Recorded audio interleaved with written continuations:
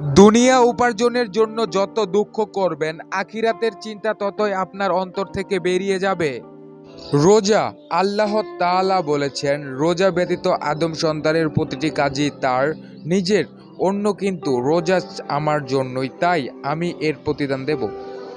প্রিয় রমজান, এই কুলুষিত দুর্বল হৃদয়ে হেদায়েতের নূর হয়ে এসো। জীবনটাকে রমজান বানিয়ে দিন, মৃত্যুটা ঈদে পরিণত হবে।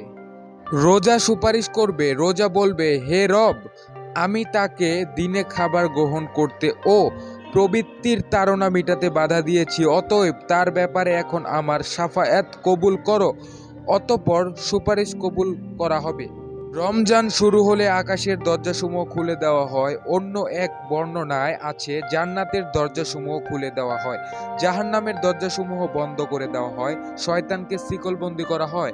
ইফতারি, প্রত্যহ ইফতারি করার সময় আল্লাহ বহু মানুষকেই দোজখ থেকে মুক্তিদান করে থাকেন। নবী সাল্লাল্লাহু আলাইহি সাল্লাম বলেন, তোমরা সাহরি খাও, কেননা সাহরিতে বরকত রয়েছে। রমজান মাস পেয়ে যারা খুশি তারাই মন থেকে বলি আলহামদুলিল্লাহ। রমজান সেরা দিন আসছে, আলহামদুলিল্লাহ। হে আল্লাহ, আমাদের সবাইকে রমজানের রোজা রাখার তৌফিক দিন, আমিন। রমজান বিরাট এক জাহাজের মতো, গুনাহের সাগরে ডুবে থাকা বান্দাকে উদ্ধার করে মুক্তির বন্দরে পৌঁছে দেওয়ার জন্য প্রতি বছর ঘাটে এসে নাগর ফেলে। রমজানের ঘ্রাণ আসছে, আলহামদুলিল্লাহ।